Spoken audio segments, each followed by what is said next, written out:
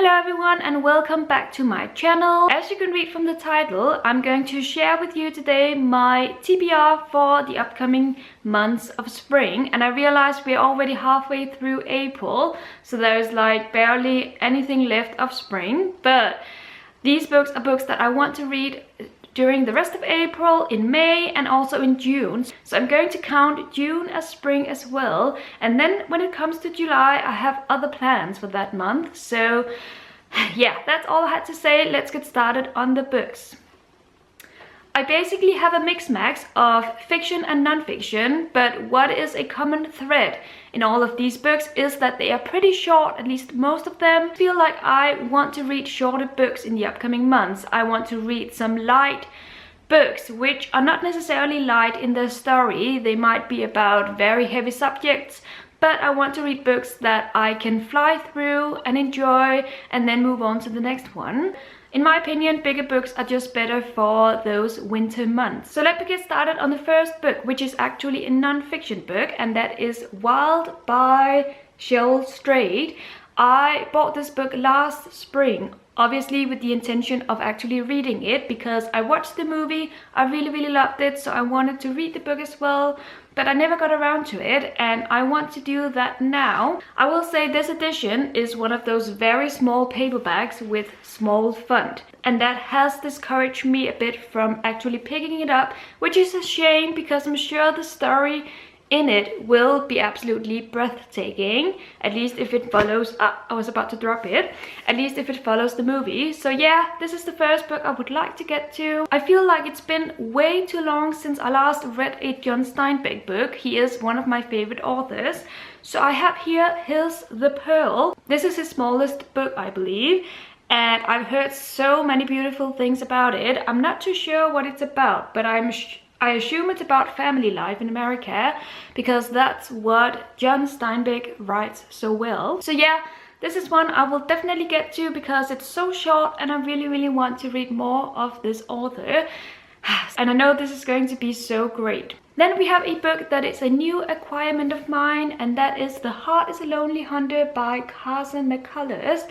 The reason why I want to read this spring is because of the cover, which just makes me smile. It reminds me of summery days, and I also love the color yellow. So yeah, that's the first thing that makes me want to read it now, but also basically the story. This is a classic that's been waiting for me for many years.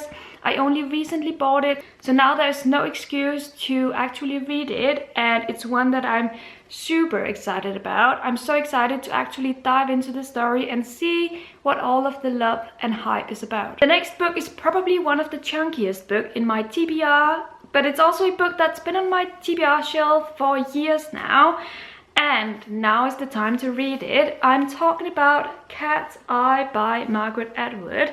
Now, if you know me, you know that I love Atwood, and I have been saving this book because it's one of my last of hers, which I haven't read yet, at least when it comes to her fiction. This is green, which reminds me of Easter and spring, so now is the time to read it. And I believe this is about I don't know, is it about a transgender?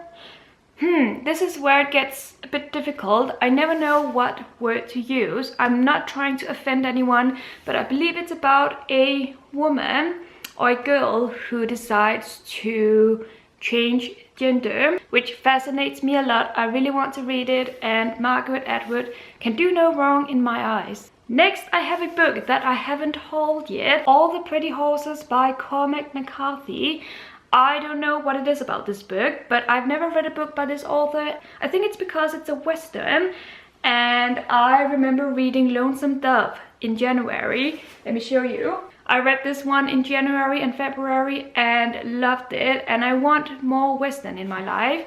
So I think that's the reason why I'm so eager to pick this up. And also, this is one of those authors that I really am interested to see what the hype is about. I'm sure he's going to be phenomenal and that his stories are going to be worth the reading. So, and also the back of this book.